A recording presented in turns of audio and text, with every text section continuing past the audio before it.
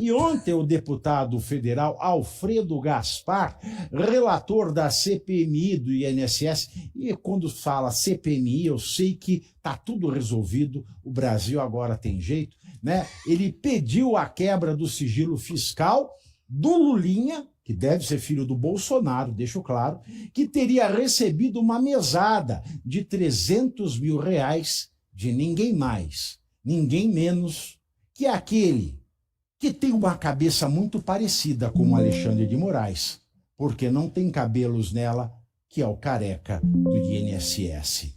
E que fim dará? E você viu que o Lulinha veio para as festas desde para cá e voltou numa nice para a Espanha. É isso que é engraçado, né? E o Felipe Martins, que nunca foi para os Estados Unidos, ficou preso porque morava a 100 quilômetros do aeroporto.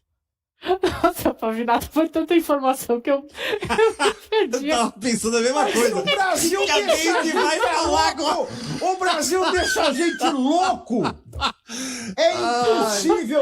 Olha, trabalhar com jornalismo político hoje não dá tempo de ler horóscopo. É verdade. É verdade. Você sabe que eu sonhei que eu estava entrevistando o Paulo Maluf hoje? Eu juro, eu sonhei que eu estava entrevistando o Paulo Maluf no Salão do Jaça. Não mais fácil. A gente podia voltar a esse tempo, né? Que era só eu vi ele lá outro dia. Tá velhinho. É pra eu comentar tudo isso. Não precisa falar do Maluf, nem do Jaça. Tá bom. Eu queria comentar essa história do Lulinha, porque é muito interessante como essas relações elas se repetem. Ele deve ser filho do Abdelmaci, não é possível. Mas tem uma coisa assim que a gente, de novo, né, eu aqui com os dados quantitativos, mas a sociedade brasileira, ela cada vez mais, cada período eleitoral que passa, ela vê a política como algo mais distante. E aí quando a gente pega essas relações, por exemplo, o Lulinha, né, não é a primeira vez que o nome dele aparece envolvido em alguma ilicitude, né?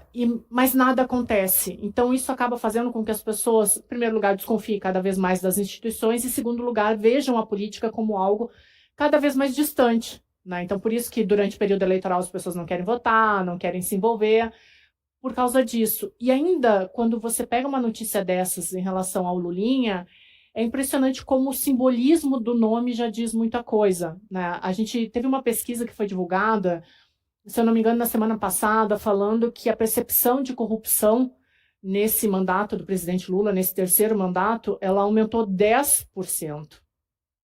E o que a gente identifica isso? É justamente esses pequenos, e esse pequeno bem entre aspas aqui, mas esses pequenos atos. É o filho do presidente aqui que se envolve em ilicitude e nada acontece com ele, é o fisiologismo escancarado ali do outro lado, é a coalizão que permite que partidos políticos ali se envolvam em escândalos e nada acontece. Então a gente tem esse aumento na percepção de corrupção, porque é um governo que tudo que tu vai olhar em relação a ele está ligado a essas ilicitudes, a corrupção, a desvio, né? Aí fica muito difícil, ainda mais no ano eleitoral, né? Então por isso que esses indicativos eles aumentam muito.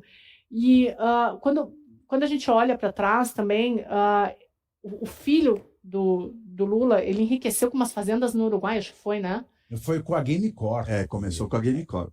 No primeiro mandato, né? E nada foi explicado até hoje, né? Então você passa aqui 5, 6 anos depois... Não, o Lula explicou, ele é o Ronaldinho dos negócios. É verdade, desculpa. Ele não tem culpa de ser pai de um Ronaldinho dos negócios. Exato. Então, esse simbolismo, ele é muito forte, né? E aí a gente junta o Palácio do Planalto, o STF, o Congresso que não está ali completamente parado esperando o STF tomar alguma atitude, o Brasil virou um deboche, né? Aí a gente vê o Pavinato aqui dando risada, falando, brincando, porque foi isso que aconteceu, né? O que a gente tem aqui hoje é literalmente uma bagunça generalizada.